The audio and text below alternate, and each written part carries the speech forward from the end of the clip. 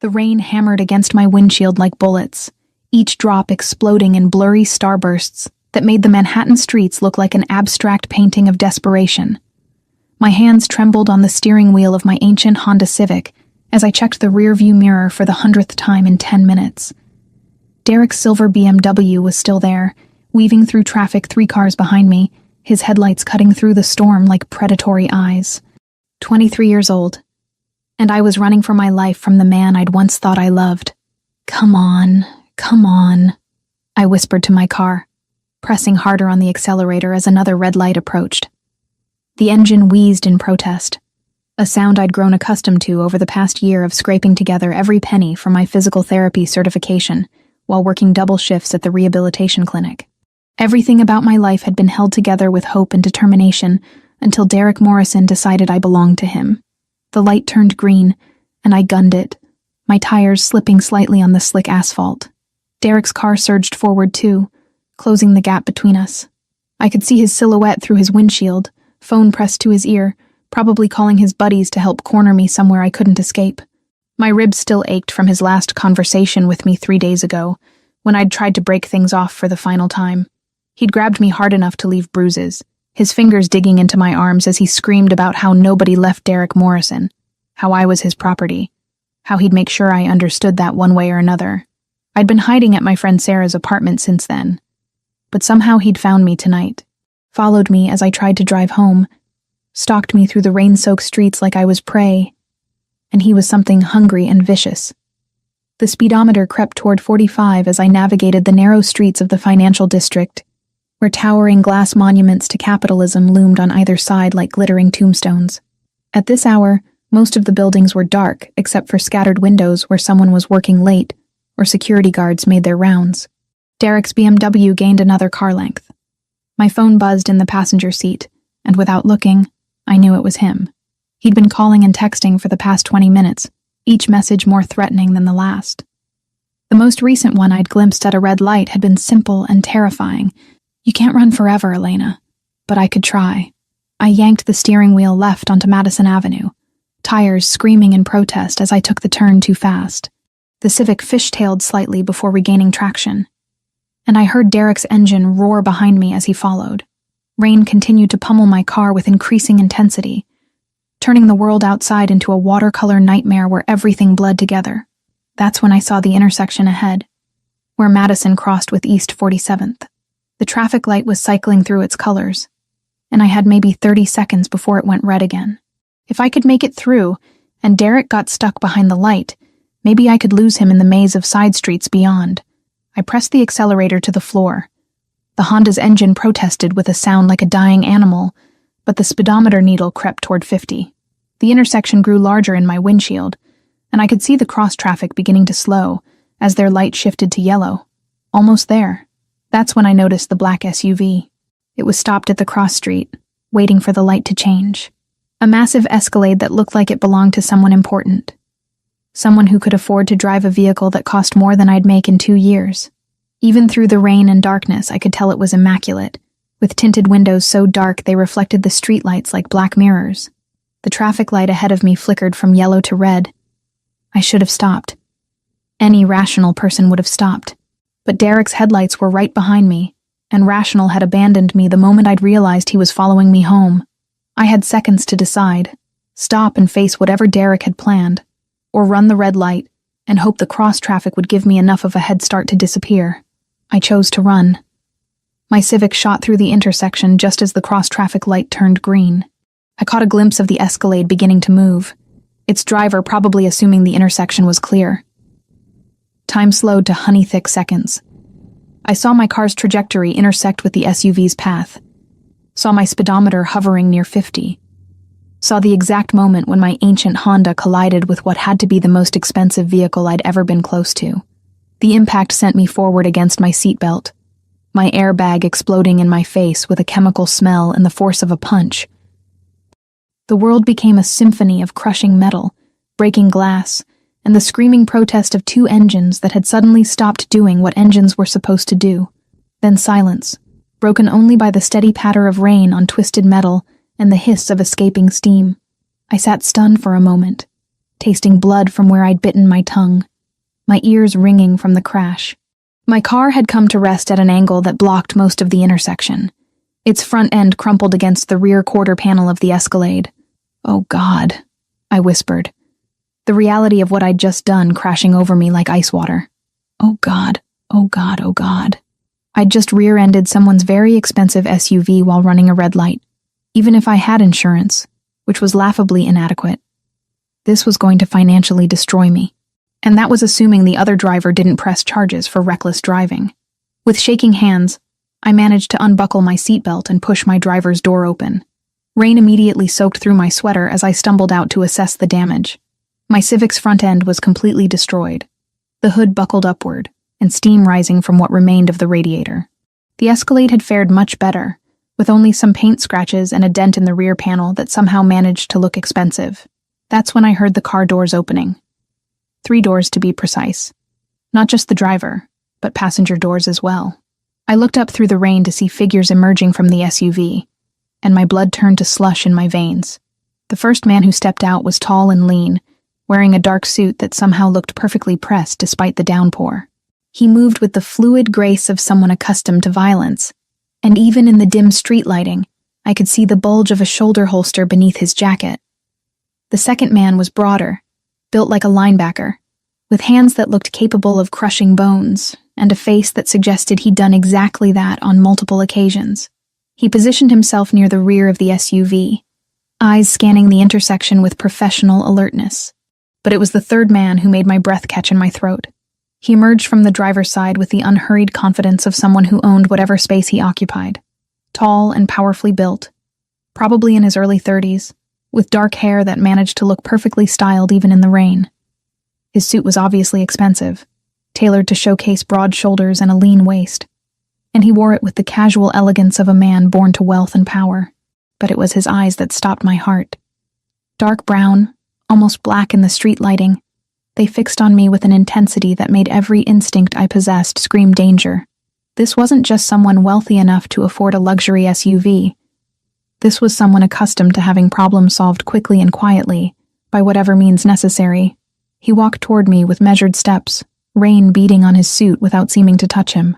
When he spoke, his voice carried an accent I couldn't quite place, something European, maybe Italian, and authority that made it clear he was accustomed to being obeyed.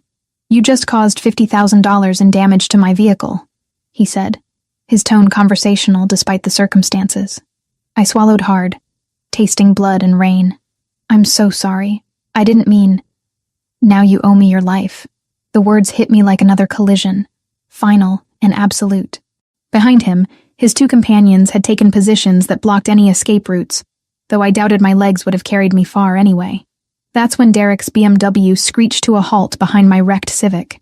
The sleek black SUV that carried me through the rain-soaked streets of Manhattan felt more like a hearse than a rescue vehicle.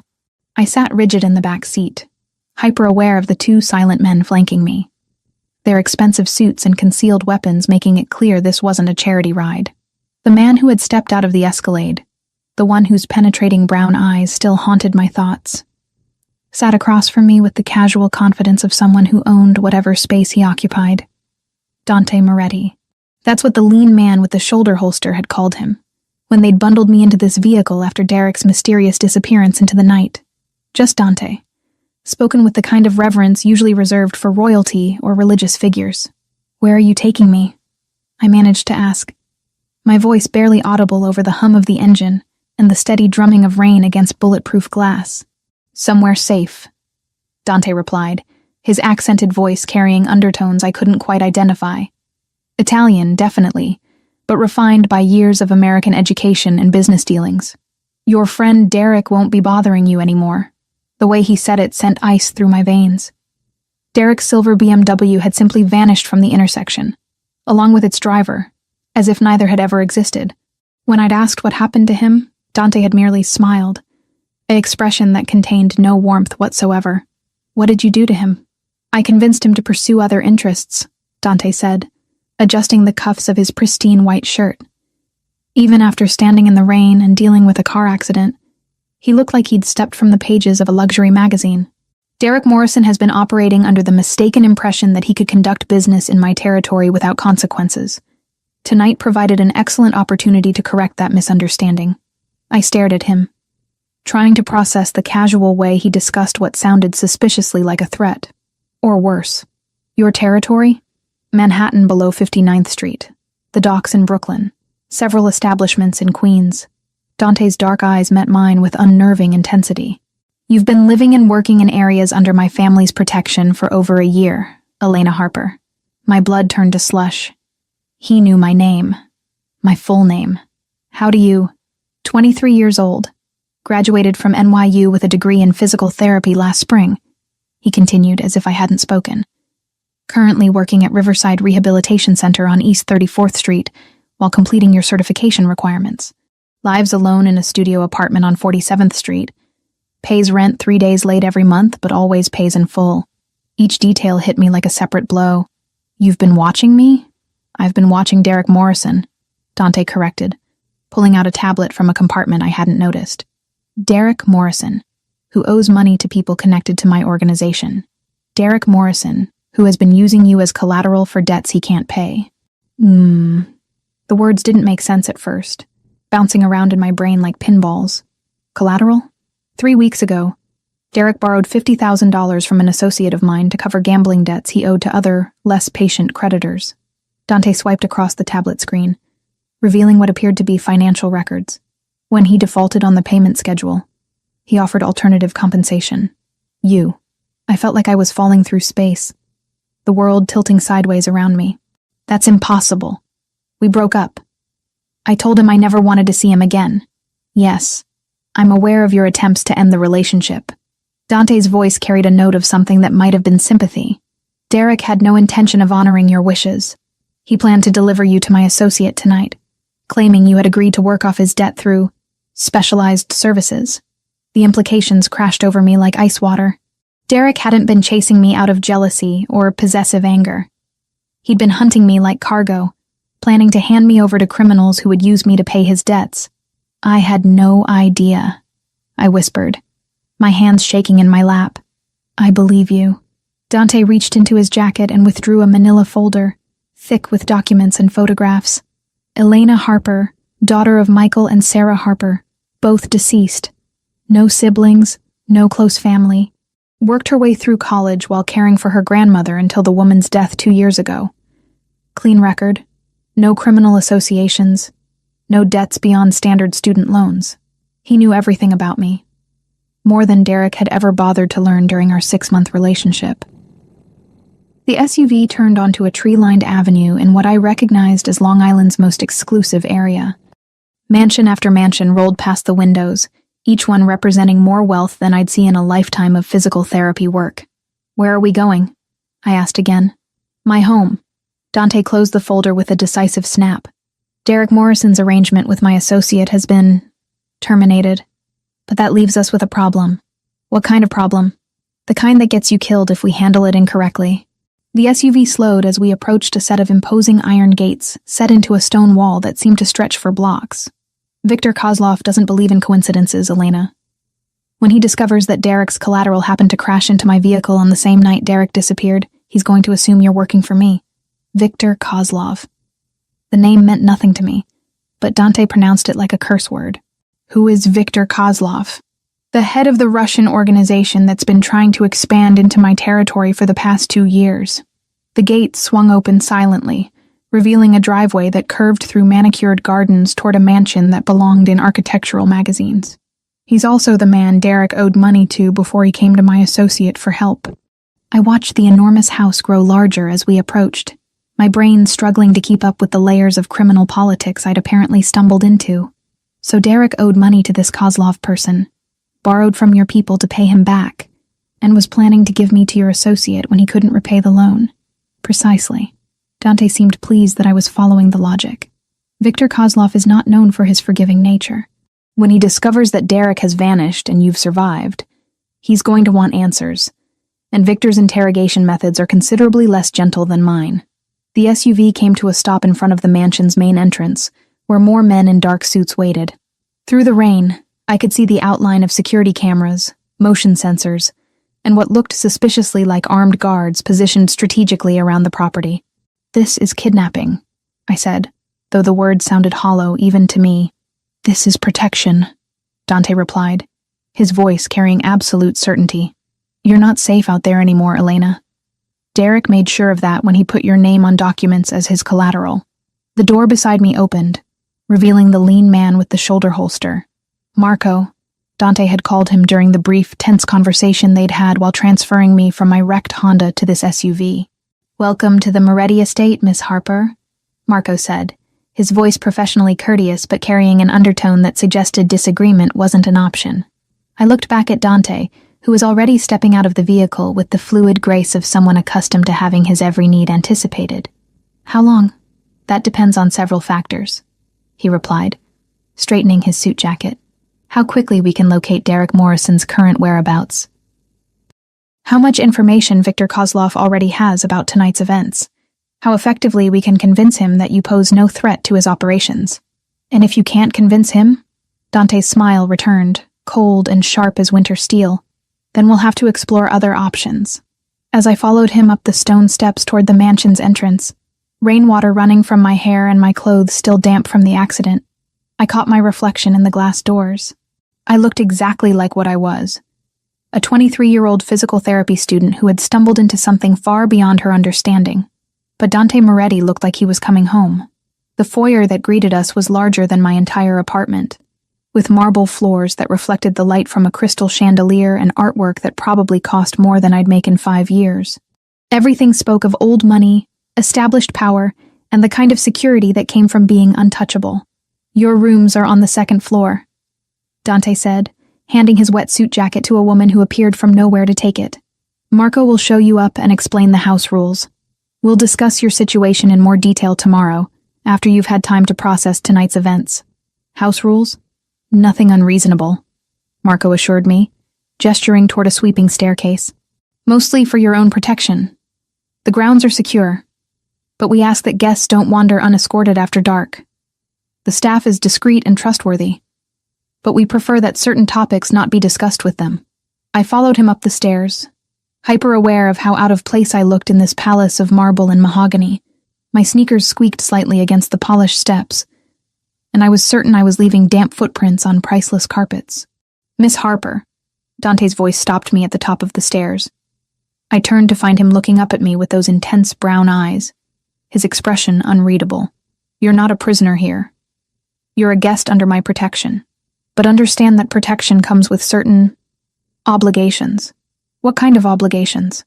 "Complete honesty about your relationship with Derek Morrison, full cooperation with our security measures, and absolute discretion about what you see and hear while you're here."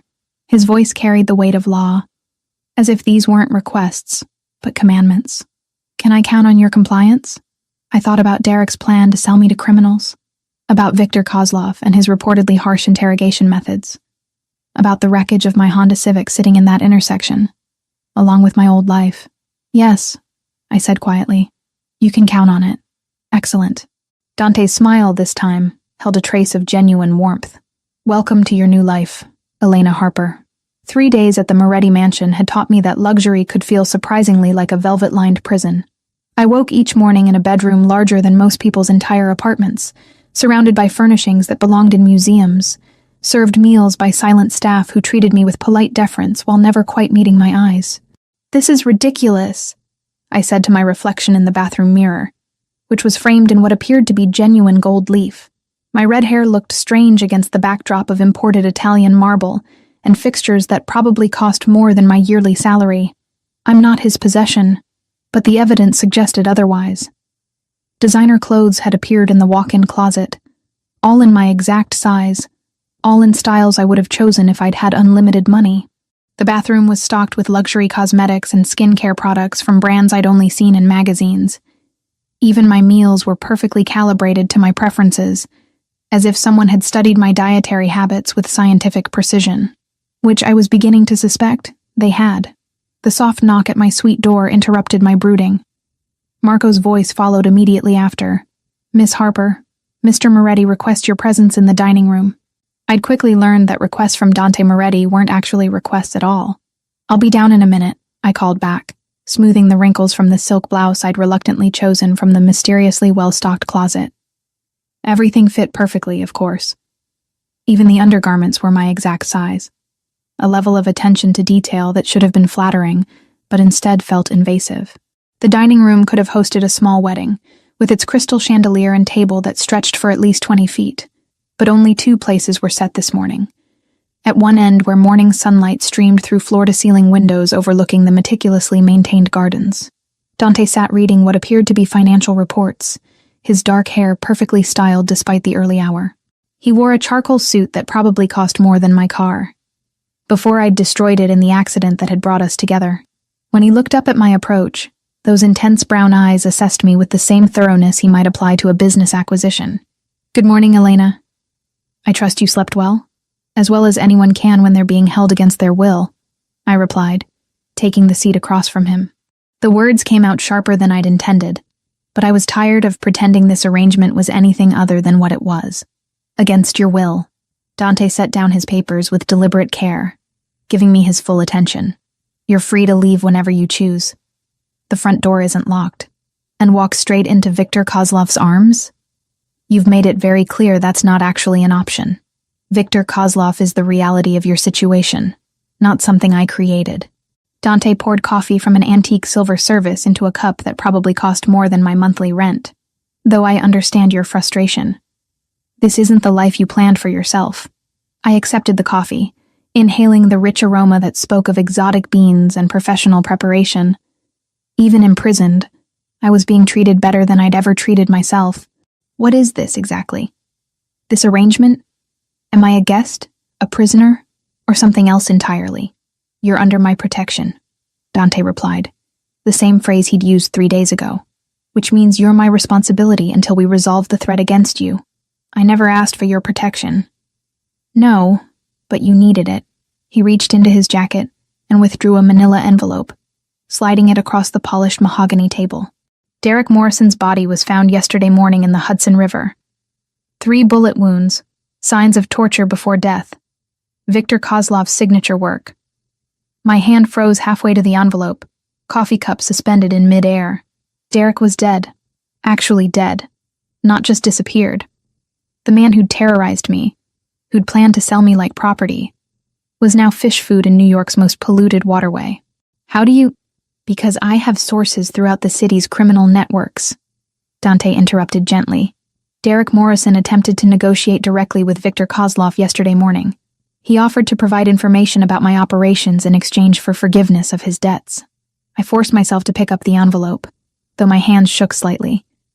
Inside were photographs, crime scene shots that made my stomach lurch. Derek's body, bloated and pale, pulled from the water.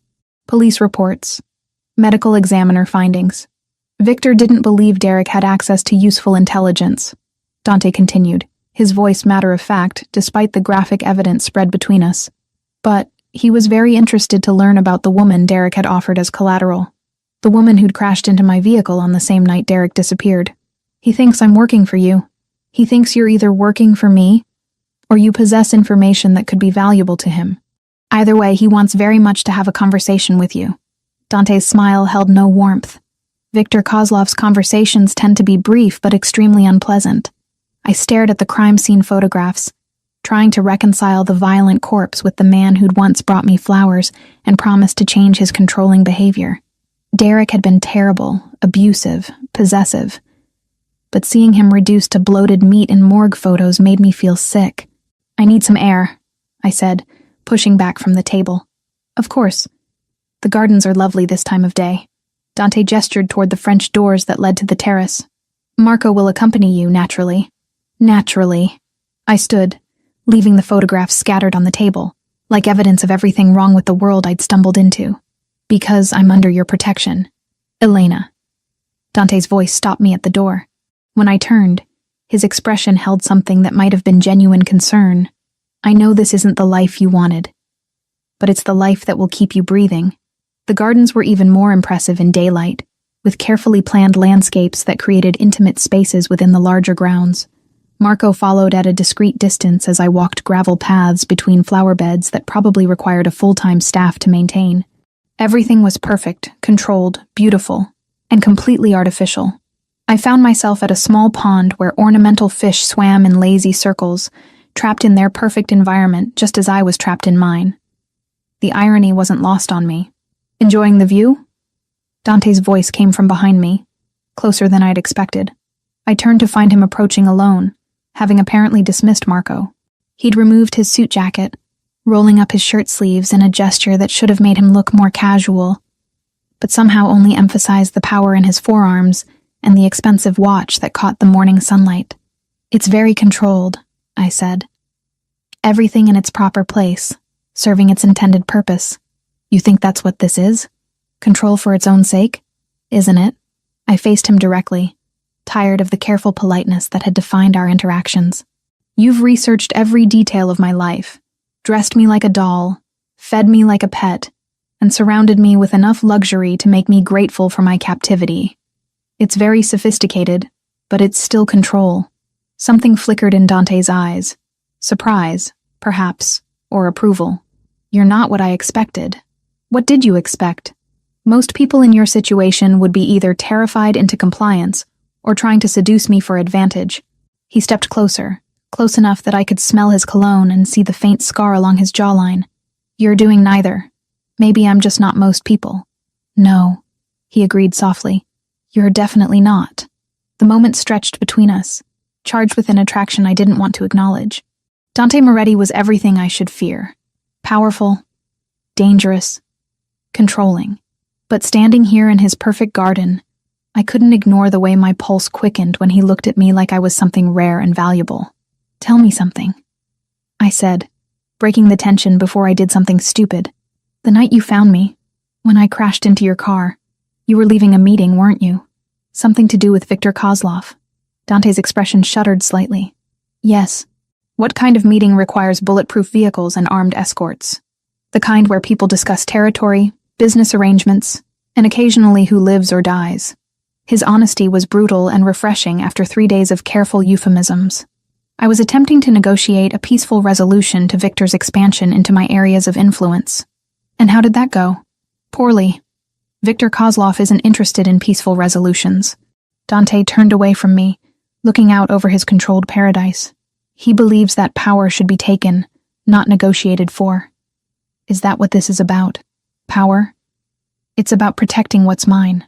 The possessiveness in his voice made me shiver despite the warm morning air. My family, my people, my territory. Viktor Kozlov wants to tear down everything my father and grandfather built, and he doesn't care who gets hurt in the process. Your father and grandfather? The Moretti family has controlled certain aspects of New York's economy for 3 generations, Dante said, as casually as he might discuss the weather. Shipping, construction, waste management, import-export, legitimate businesses with unofficial aspects. And Viktor wants to take that away from you. Viktor wants me dead, and my organization absorbed into his. Dante turned back to face me, his expression deadly serious. "The night you crashed into my car, I was returning from our final attempt at negotiation." He'd made it clear that war was inevitable. The weight of that statement settled over me like a lead blanket. I wasn't just caught between 2 men. I was caught between 2 armies preparing for battle. Where does that leave me?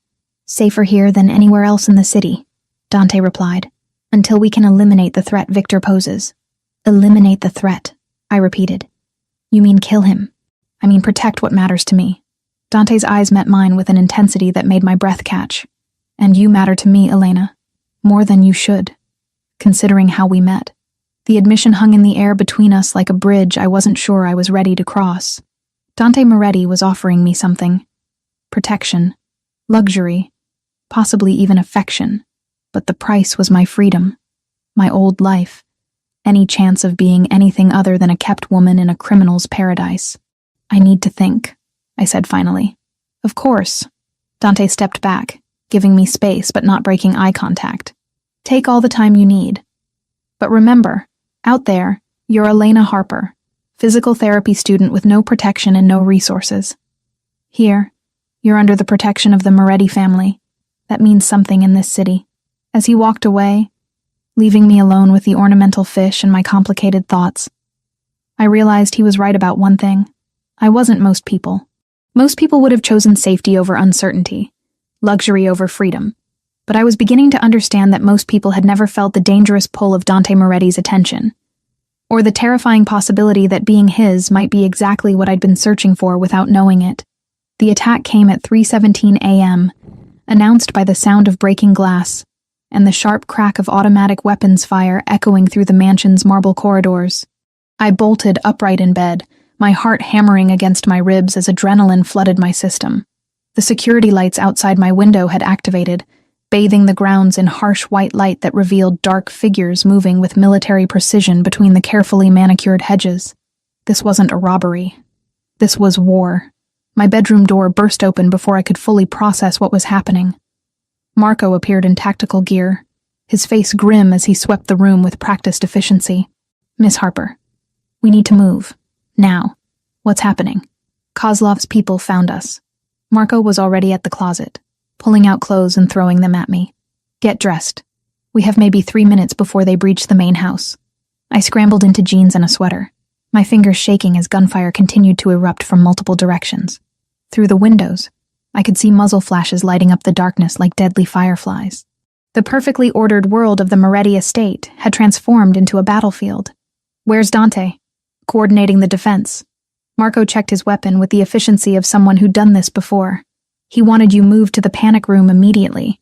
The panic room turned out to be a reinforced bunker hidden behind a bookshelf in Dante's study, equipped with communication equipment, medical supplies, and enough food and water to survive a siege.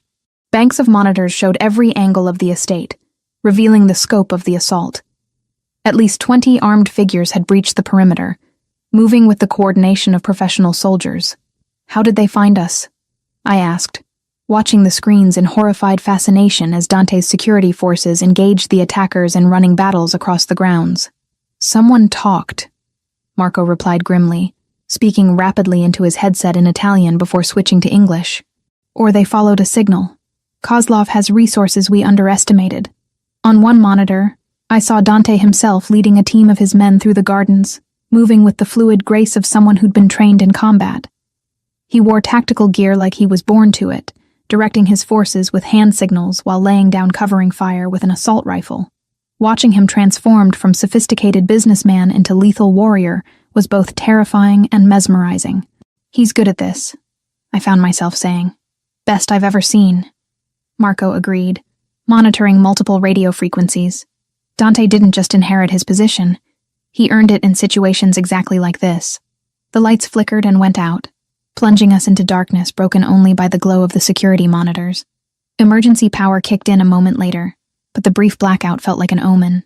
"They're trying to cut power to the main systems," Marco explained, his fingers flying over the communication console. "If they take out the generators, we lose surveillance and defensive coordination."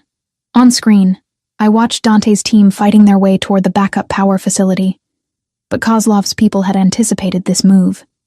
The basement corridors swarmed with armed figures, turning the mansion's lower levels into a maze of deadly hide-and-seek. "Marco," I said quietly, unable to tear my eyes from the screens. "The night Derek died, you said Kozlov tortured him for information. What if Derek told him more than you realized?" Marco's expression darkened as he considered this possibility. "What do you mean?" "Derek knew I worked at the rehabilitation center. He knew my schedule, my routines, probably even my emergency contacts. I watched Dante disappear from one monitor only to reappear on another, still fighting his way through the mansion's defenses. What if he told Kozlov about my work? About the techniques I know? What kind of techniques? Physical therapy isn't just about helping people recover," I said, pieces clicking together in my mind. "It's about understanding how bodies work, how they break, how to manipulate pain and healing. In the wrong hands, that knowledge could be very useful for interrogation." Marco went very still. "You think Kozlov wants you alive for more than just information about Dante's operations?" "I think Derek sold me twice," I realized with growing horror. Once as collateral for his debts, and again as a potential asset when Kozlov captured him. The implications were staggering. Viktor Kozlov wasn't just trying to eliminate a witness or capture a pawn in his war with Dante. He wanted someone with medical knowledge who could be useful for his own operations. Someone who understood human anatomy well enough to inflict precise damage or extract information efficiently. A new wave of explosions shook the mansion, closer this time. On the monitors, I could see that several of Kozlov's men had reached the main floor, moving systematically through rooms while Dante's forces fell back toward more defensible positions. "Miss Harper," Marco said, his voice urgent as he received updates through his earpiece. "We may need to evacuate to the secondary facility. What about Dante? He's ordered the fallback protocol. If we can't hold the main house, everyone retreats to the warehouse district where we have better tactical advantages." I watched the screens as the battle raged through the mansion I'd called home for the past week. The library where Dante and I had shared coffee. The gardens where we'd walked and talked. The dining room where he'd shown me photographs of Derek's corpse. All of it was being torn apart by men with automatic weapons and military training. "There," I said, pointing to one monitor that showed Dante pinned down behind an overturned couch in what looked like the main foyer. "He's trapped. 3 of Kozlov's men had him in a crossfire, using the cover of the marble pillars to advance on his position. I could see the calculation in their movements. They weren't trying to kill him quickly. They wanted to capture him alive, probably for the same reasons they wanted me. Marco, we have to help him. Miss Harper, my orders are to keep you safe. Dante would rather die than have you put in danger trying to save him. But what if there's another way?" I studied the monitors, my physical therapy training kicking in as I analyzed the tactical situation like a complex rehabilitation case. I know this house better than Kozlov's people do, and I know things about combat injuries that could be useful. "What are you thinking?" "The service corridors," I said, tracing routes on the monitor screens. "The ones the staff use to move around without disturbing guests. They connect to every major room, including the foyer where Dante's pinned down." Marco shook his head. "Too dangerous. More dangerous than letting Victor Kozlov capture the head of the Moretti family?" I met his eyes directly. "You said Dante earned his position. Let me earn mine." For a long moment, Marco wrestled with conflicting loyalties, his duty to protect me against his need to save his boss.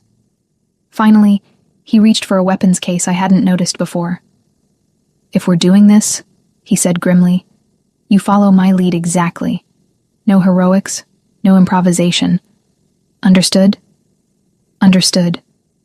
As Marco armed me with a compact pistol and explained the basics of point-and-shoot combat, I realized I was crossing a line I could never uncross. Elena Harper, physical therapy student, would never have considered charging into a gunfight to save a man she barely knew. But Elena Harper was disappearing, replaced by someone harder, more decisive, more willing to fight for what mattered to her. And Dante Moretti, dangerous, powerful, protective Dante, had somehow become what mattered most.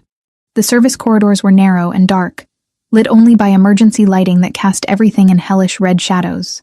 Marco moved ahead of me with practiced stealth, communicating through hand signals as we navigated the maze of passages that honeycombed the mansion. We could hear the gunfire above us, muffled by marble and hardwood, but still close enough to make my pulse race. Twice we had to freeze as footsteps passed overhead, Kozlov's men searching rooms and calling to each other in what sounded like Russian. "There," Marco whispered as we reached a junction that connected to the main foyer. Through a service grate, we could see Dante's position. He was bleeding from a wound on his left arm, using his good hand to return fire while calculating options that were rapidly running out. "When I give the signal," Marco breathed in my ear, "you provide covering fire toward the pillars on the right. Don't try to hit anything. Just make noise and keep their heads down. I'll circle around and take them from behind." I nodded, gripping the pistol with hands that were steadier than I'd expected. The weight of the weapon felt foreign, but not uncomfortable. Like a tool I'd always been meant to hold. "Now," Marco whispered. I kicked out the service grate and opened fire toward the marble pillars, the pistol bucking in my hands as I squeezed the trigger repeatedly. The sound was deafening in the enclosed space, and I could see chips of marble flying as my shots went wide of their targets. But it worked. Kozlov's men dove for cover, their attention divided between Dante's position and this new threat from an unexpected angle. In that moment of confusion, Marco appeared behind them like a ghost, his weapons speaking with deadly precision. When the shooting stopped, 3 bodies lay motionless on the marble floor, and Dante was staring at me with an expression of amazement and something that might have been pride. "Elena," he said, rising from his position behind the couch. What the hell are you doing here? Saving your life, I replied, surprised by how calm my voice sounded despite the adrenaline coursing through my system. Dante crossed the foyer in quick strides, pulling me against his chest with his good arm while Marco secured the area. I could feel his heart racing against mine. Smell the scent of gunpowder and expensive cologne. Feel the warmth of his breath against my hair. You could have been killed, he said roughly. So could you, Elena. The way he said my name carried weight, promise, claim. When he pulled back to look at me, his brown eyes held an intensity that made everything else, the gunfire, the danger, the bodies on the floor, fade into background noise.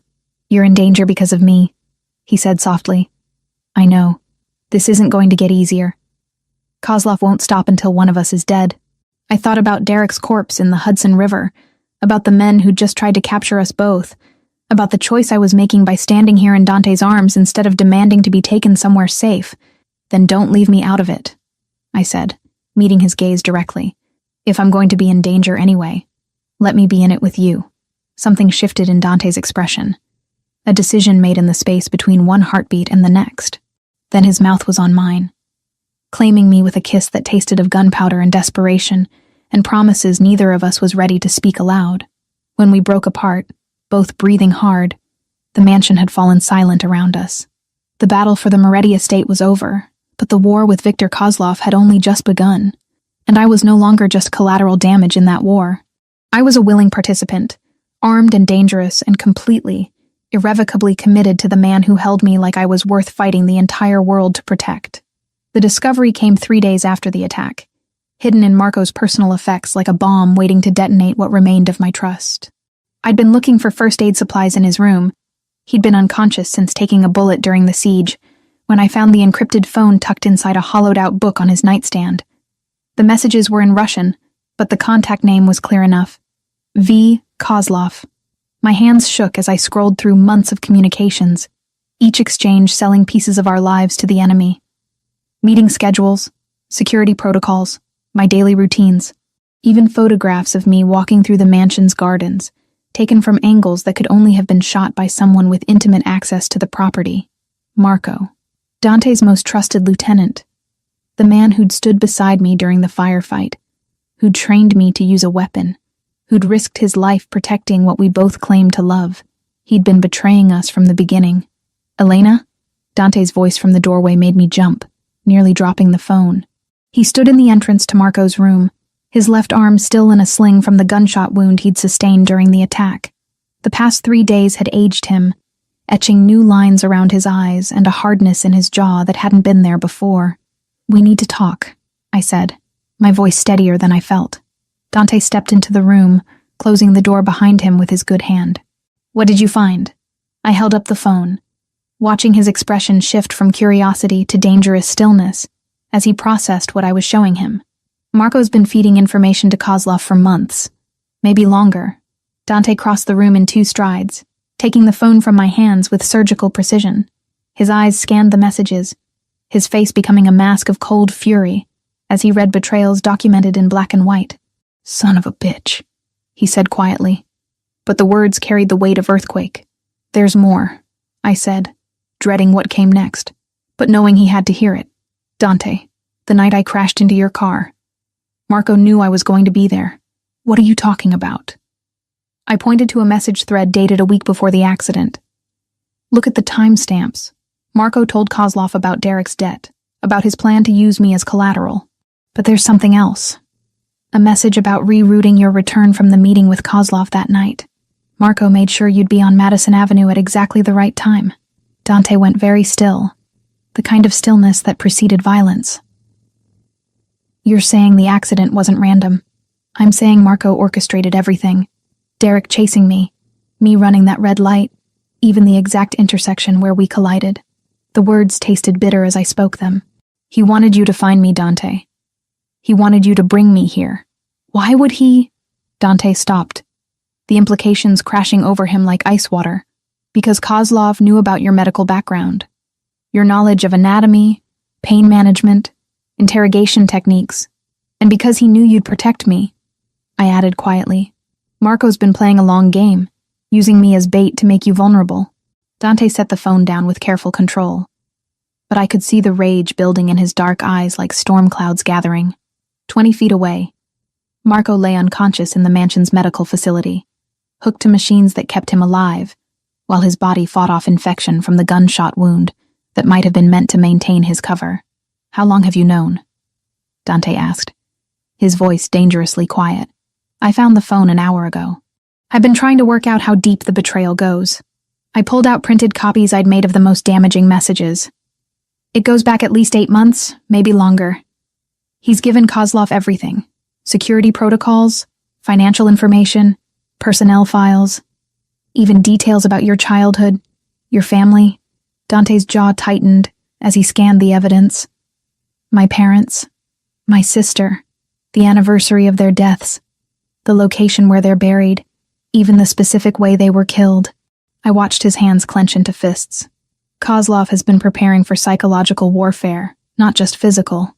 "And you?" Dante's eyes met mine with an intensity that made my pulse quicken. "What did Marco tell him about you?" I hesitated, then handed him another set of messages. Everything. My background, my training, my feelings for you. He's been documenting my integration into your life like a case study. Dante read in silence, his expression growing darker with each revelation. Marco had cataloged every conversation, every moment of growing intimacy, every sign that Elena Harper was becoming more than just a protected asset to the head of the Moretti family.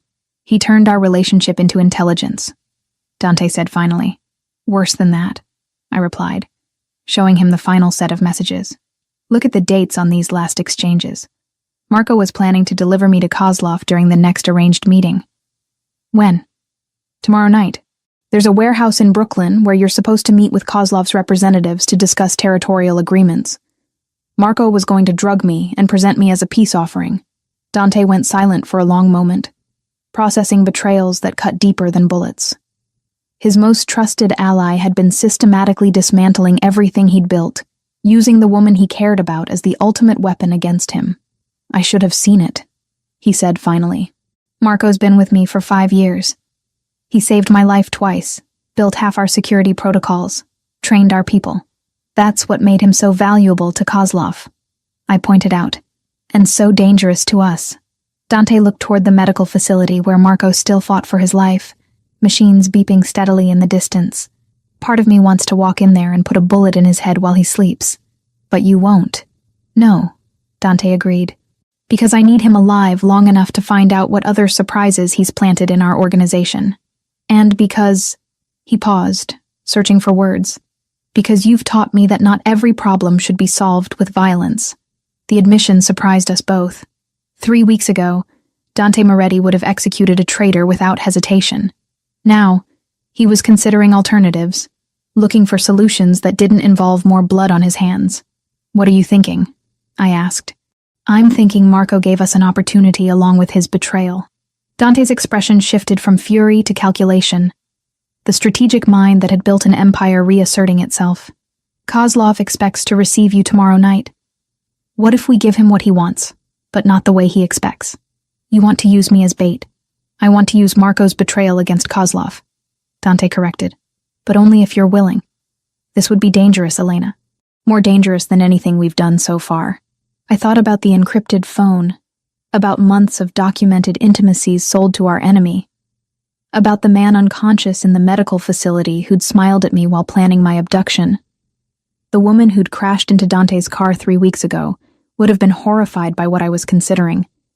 But that woman was gone, replaced by someone harder, more decisive, and absolutely furious at being betrayed by someone I'd begun to trust. "What do you need me to do?" Dante's smile was sharp as winter steel. "Help me turn Marco's trap into Kozlov's funeral." As we began planning our counterattack, I realized I'd crossed another line in my transformation from innocent bystander to active participant in Dante's war. Marco's betrayal hadn't just exposed our vulnerabilities. It had stripped away the last of my illusions about the life I'd chosen. I wasn't just under Dante Moretti's protection anymore. I was his partner in everything, including revenge against the people who'd tried to use our love as a weapon against us both. Tomorrow night, Viktor Kozlov would learn that some traps work both ways, and that the woman he'd tried so hard to capture was far more dangerous than he could possibly imagine. The warehouse in Brooklyn stood like a monument to forgotten industry, its broken windows reflecting the harbor lights in jagged fragments. I sat in the passenger seat of Dante's Maserati, watching the rain streak down the windshield while my heart hammered against my ribs. In 12 hours, this place would host a meeting that would either end the war with Viktor Kozlov or get us both killed. "You don't have to do this," Dante said for the 5th time since we'd left the mansion. His hands gripped the steering wheel with white-knuckled intensity, and I could see the conflict warring in his brown eyes. "We can find another way." "There is no other way," I replied, adjusting the concealed microphone taped against my collarbone. "Marco's betrayal gave us one chance to turn this around. If we don't take it, Kozlov will keep coming until one of us is dead." Dante parked in the shadow of a shipping container, away from the security cameras that would record tomorrow's meeting. Through the rain, I could see other vehicles positioned around the warehouse. Dante's men taking positions for what we all hoped would be Viktor Kozlov's final mistake. "The moment you signal distress, we abort," Dante said, turning to face me in the dim interior. "I don't care if Kozlov has a gun to your head or promises to end the war. You signal, and I come in shooting. And if everything goes according to plan, then tomorrow night, Viktor Kozlov learns that the Moretti family doesn't negotiate with people who threaten what's ours." Dante's voice carried the cold certainty of someone who'd built an empire on the foundation of keeping his word. "But Elena, if something goes wrong..." I silenced him by pressing my lips to his, tasting rain and determination, and the fear he was trying so hard to hide. When we broke apart, both breathing hard, I could see my own resolve reflected in his eyes. "Nothing's going wrong," I said. "Marco gave us everything we need to know about Kozlov's operation, his security protocols, his personnel, even his psychological profile. We're not walking into a trap. We're building one." Dante nodded, but I could see the tension in his jaw, the way his fingers drummed against the steering wheel in patterns that spoke of nervous energy barely contained. "Tell me again what happens if he suspects you're working with me." "He won't," I said with more confidence than I felt. "According to Marco's files, Kozlov expects his prisoners to show fear, defiance, or attempts at seduction.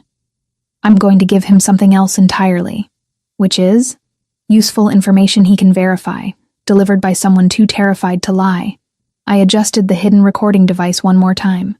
"Kozlov thinks he's getting a frightened physical therapy student who was in the wrong place at the wrong time. By the time he realizes what I actually am, it'll be too late." The plan was elegant in its simplicity. Marco's encrypted phone contained detailed intelligence about Kozlov's operation. Locations, personnel, financial structures, everything we needed to cripple his organization. But that intelligence was useless unless we could get close enough to verify it and identify targets for elimination. My role was to play the terrified victim while secretly documenting everything I saw and heard.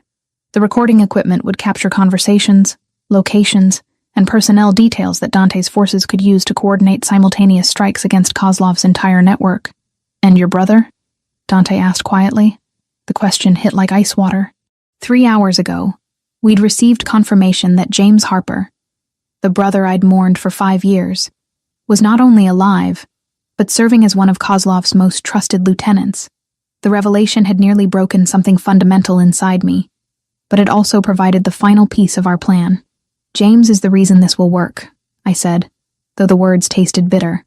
"Kozlov will want to use our reunion as psychological leverage. He'll bring James to the meeting to demonstrate his power over me. And when you see him, I'll do what needs to be done." I met Dante's gaze directly. James made his choice when he faked his death and joined Kozlov. Now I'm making mine. The truth was more complicated than I wanted to admit. Part of me still remembered the brother who'd taught me to ride a bike, who'd protected me from bullies, who'd promised to always be there when our parents died. But that James Harper had died in the car accident 5 years ago. The man working for Viktor Kozlov was someone else entirely. Someone who'd used my grief as cover for his new criminal career. "I need you to promise me something," Dante said, his voice rough with emotion. "What?" "Promise me that no matter what happens tomorrow night, you'll remember that you chose this life. You chose us." His hand found mine in the darkness of the car, fingers intertwining with desperate intensity. "Because after tomorrow, There's no going back, Elena. You'll be as deep in this world as I am. I thought about the woman who'd crashed into his car 3 weeks ago. Elena Harper, physical therapy student, living paycheck to paycheck and dreaming of a quiet, normal life. That woman felt like a stranger now. Someone I'd once known but could barely remember. I'm already there, I said quietly. The moment I chose to fight beside you instead of hiding behind you. I crossed that line. Tomorrow night isn't about becoming something new. It's about finishing what we started. Dante brought our joined hands to his lips, pressing a gentle kiss to my knuckles. What we started, he repeated. I like the sound of that. Even though it means I'll know all your secrets? Every detail of how the Moretti family operates? Especially because of that. Dante's smile held warmth and possessiveness in equal measure. A queen needs to understand the kingdom she's going to rule. The word hung between us like a promise and a question. Queen. Not just a protected asset or a cherished lover, but an equal partner in everything Dante had built, and everything we would build together. Is that what I am? I asked. Your queen? You're whatever you want to be, Dante replied. But if you're asking what I want you to be, he paused, searching for words. I want you to be the person who stands beside me when the world tries to tear us apart. I want you to be the voice that reminds me there's more to power than fear. I want you to be the reason I build something worth protecting instead of just something worth fighting for. I stared at him in the dim light. This dangerous man who'd somehow become the center of my world. 3 weeks ago, the idea of ruling a criminal empire would have horrified me. Now, the possibility felt like destiny finally revealing itself. Ask me again after tomorrow night, I said finally, when we've eliminated Kozlov and secured our future. Ask me then if I want to be your queen. Dante's laugh was soft and full of dark promise. Oh, I will. And when I do, I already know what your answer will be. As we drove back toward the mansion through the rain-soaked streets of Brooklyn, I realized he was right.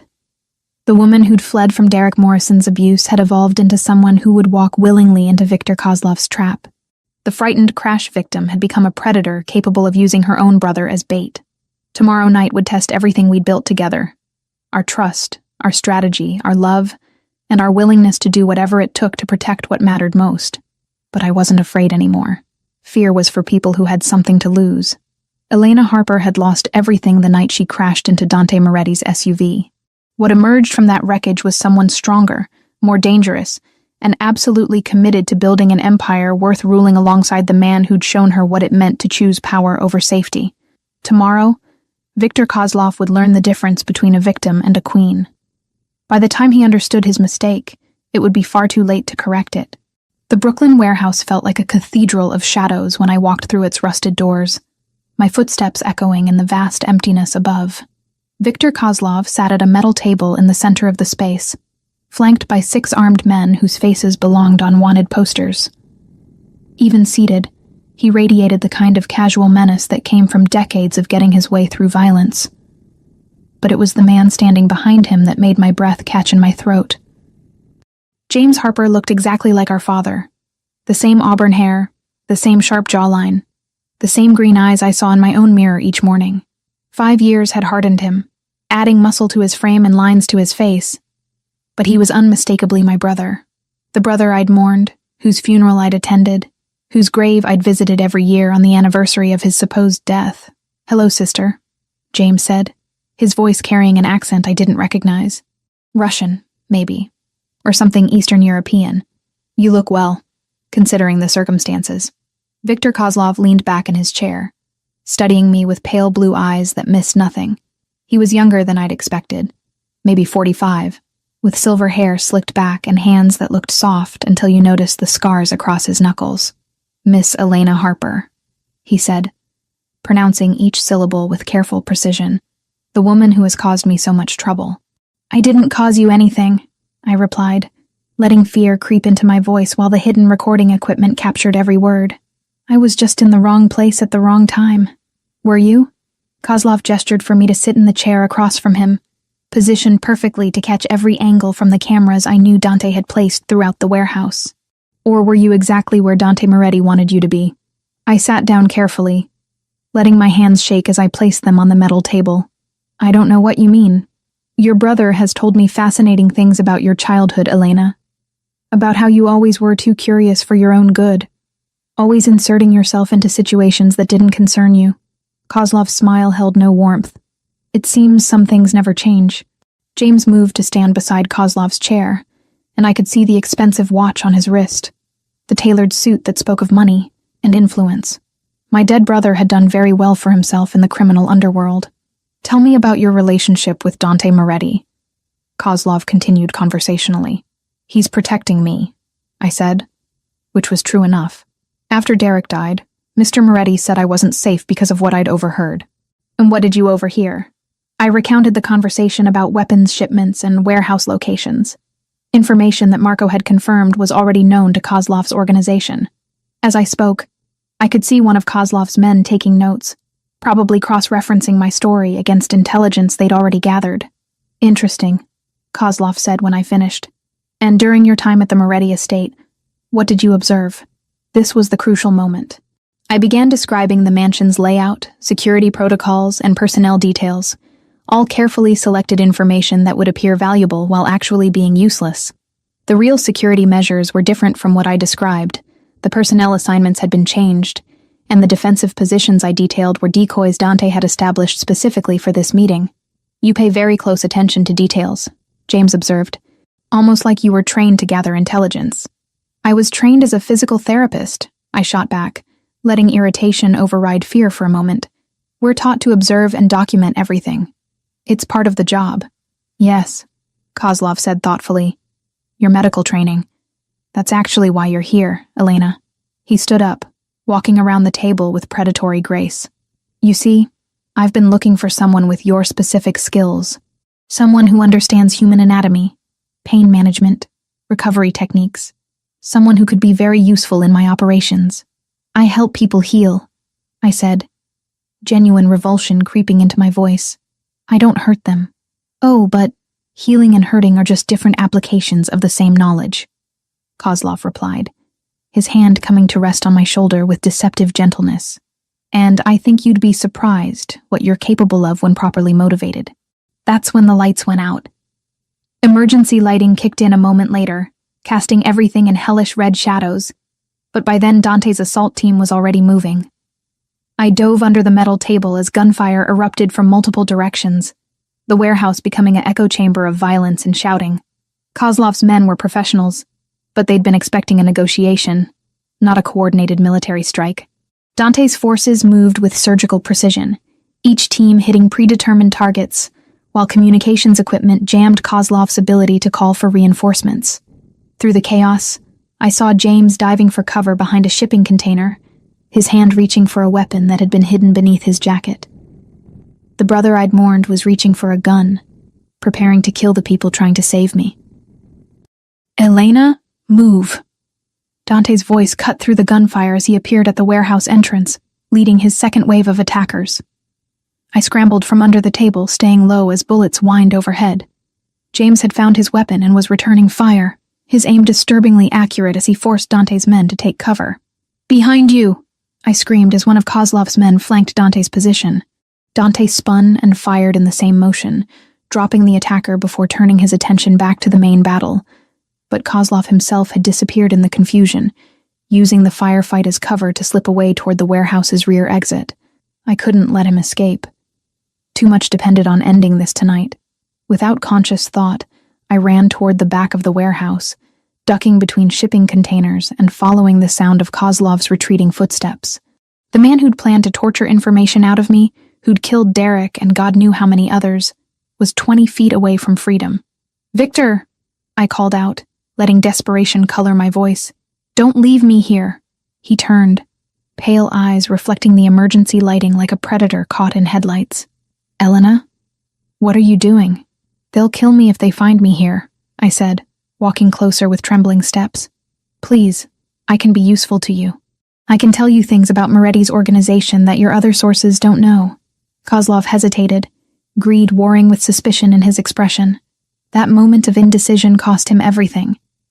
The knife I'd taken from James's jacket, lifted during our brief reunion embrace, slid between his ribs with the precision my medical training had taught me. I found the gap between the third and fourth ribs, angled upward toward his heart, and pushed until the blade found vital organs. "This is for Derek," I whispered as Kozlov's eyes widened with shock and understanding. "And for trying to use me as your personal torture expert." Viktor Kozlov, head of the Russian organization that had terrorized half the East Coast, died with my name on his lips and surprise in his eyes. The man who'd built an empire on fear and violence was killed by a 23-year-old physical therapy student who'd learned anatomy to heal people. The irony would have been funny if there'd been time to appreciate it. "Elena," James's voice came from behind me, filled with disbelief. "What have you done?" I turned to face my brother, the knife still in my hand, Kozlov's blood staining my clothes. "I chose a side," I said simply. "He was going to make us both rich," James said, raising his weapon with shaking hands. "We could have ruled this city together."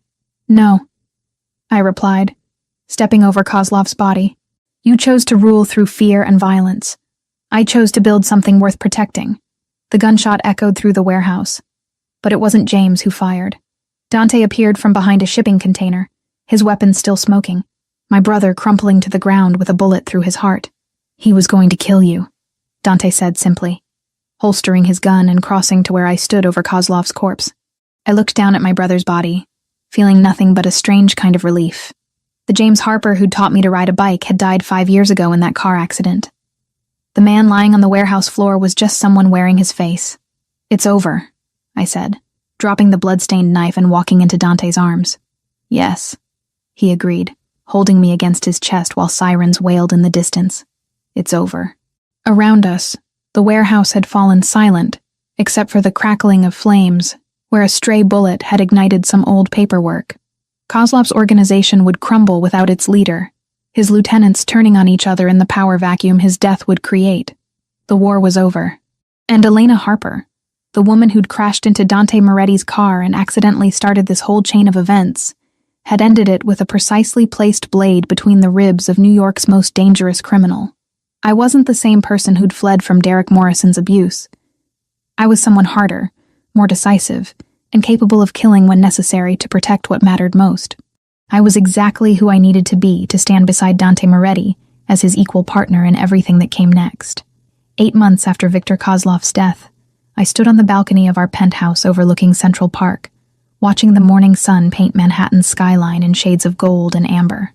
My hand rested protectively over the gentle curve of my belly, where our twins were growing strong and healthy, due to arrive in the spring. Elena Moretti. The name still felt new on my tongue, like expensive wine that takes time to fully appreciate. But everything about my life felt new now. The way I moved through the world, the respect in people's eyes when they recognized me, the absolute certainty that I belonged exactly where I was. "The board meeting is in an hour," Dante said from the doorway, carrying 2 cups of coffee, and wearing the kind of smile that still made my pulse quicken. Even in his business suit, preparing for a day of managing legitimate enterprises, he radiated the dangerous magnetism that had first captured my attention in that rain-soaked intersection. "Which board?" I asked, accepting the cup he offered. We had so many now. The medical foundation I'd established using Kozlov's seized assets, the construction company that provided jobs for former soldiers transitioning to civilian life, the import-export business that had become surprisingly profitable once we'd eliminated its criminal components, the hospital expansion project.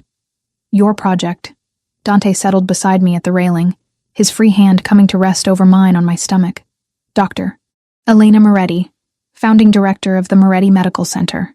It has a nice ring to it. The medical center had been my idea, born from the realization that my skills could heal more than just gunshot wounds and broken bones.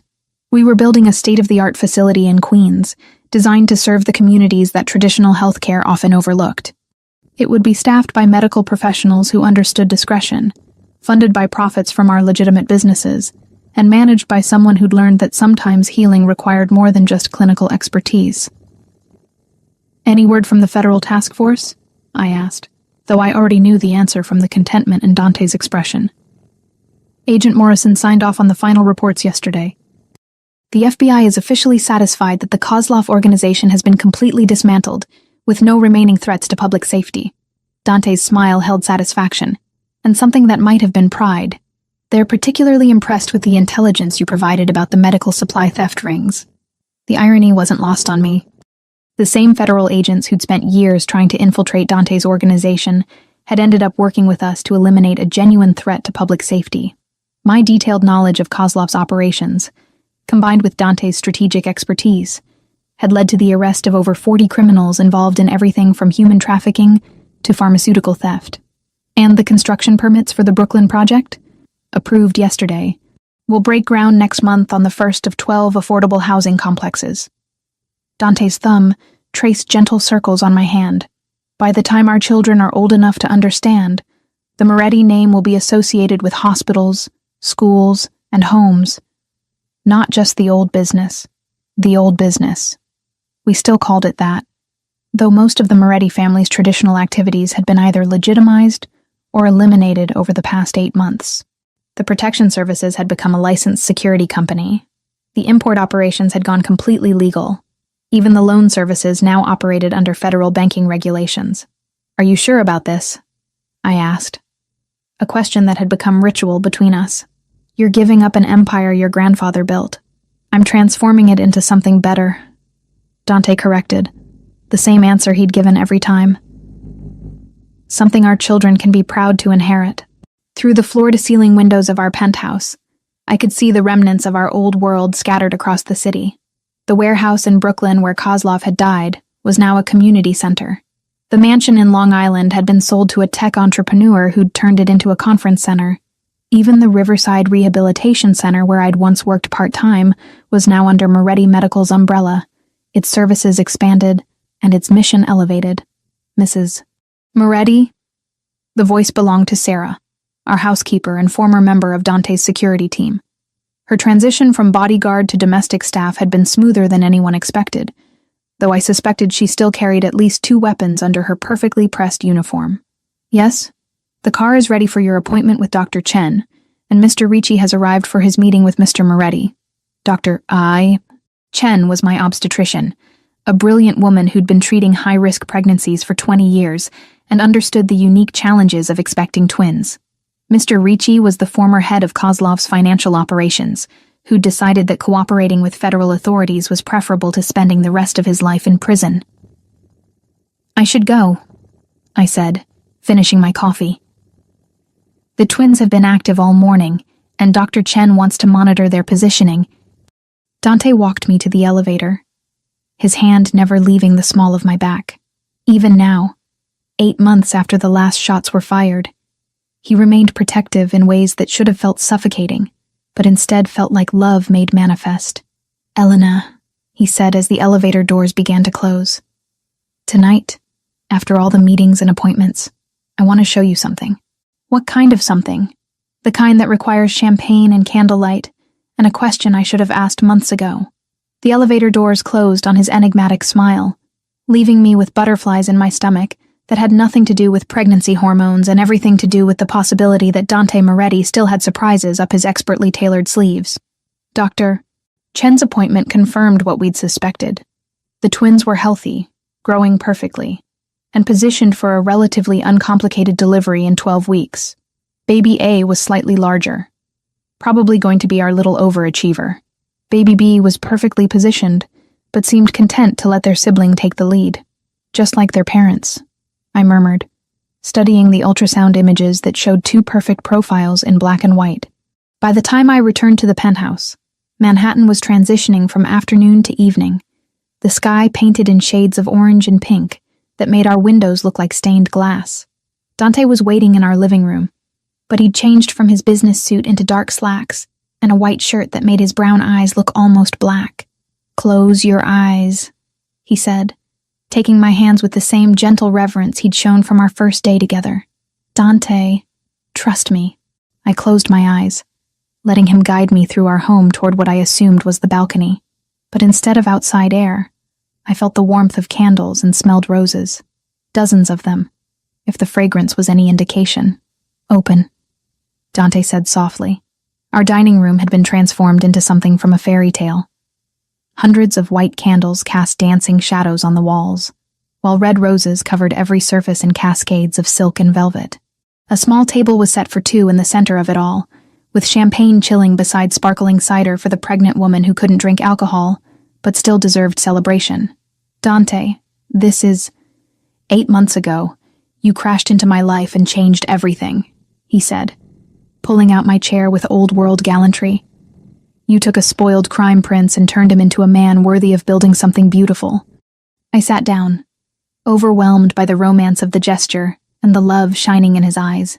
You did that yourself. I just gave you a reason. No, Dante said, moving to stand beside my chair. You gave me everything. That's when he dropped to one knee, producing a ring box from his pocket with the flourish of a magician performing his greatest trick. The diamond inside caught the candlelight and threw it back in rainbow fragments, but it was the expression on Dante's face that took my breath away. Elena Harper Moretti, mother of my children, partner in all things, queen of everything we've built together, he said, his voice rough with emotion. Will you marry me? I stared at him through tears of joy and love and overwhelming gratitude for this strange chain of events that had brought us to this moment. We're already married, I pointed out, laughing through my tears. We had the ceremony 6 months ago. We had a business arrangement, Dante corrected, sliding the ring onto my finger above my wedding band. 2 people making strategic decisions about their future. This time, I'm asking Elena Moretti, the woman who chose to stay, who chose to fight, who chose to build something beautiful from the wreckage of everything we used to be. Yes, I said, pulling him up for a kiss that tasted like champagne and promises, and the absolute certainty that we had built something worth protecting. Yes to all of it. As Dante spun me around our candlelit dining room, I caught my reflection in the windows that overlooked our city. The woman looking back at me bore little resemblance to the frightened physical therapy student who'd crashed her Honda Civic into a stranger's SUV on a rainy night in Manhattan. Elena Moretti was someone stronger, more dangerous, and absolutely committed to the empire she'd helped transform from criminal enterprise into legitimate dynasty. She was someone who could kill when necessary to protect her family, who could heal when mercy was the better choice, and who ruled beside Dante Moretti as his equal in every way that mattered. Our children would inherit hospitals and schools instead of territories and tribute. They would grow up knowing that their parents had chosen love over fear, construction over destruction, and each other over everything else the world had offered. The transformation was complete, irreversible, and absolutely perfect. And it had all started with a car accident on a rainy night, when a woman fleeing her past collided with a man who would become her future.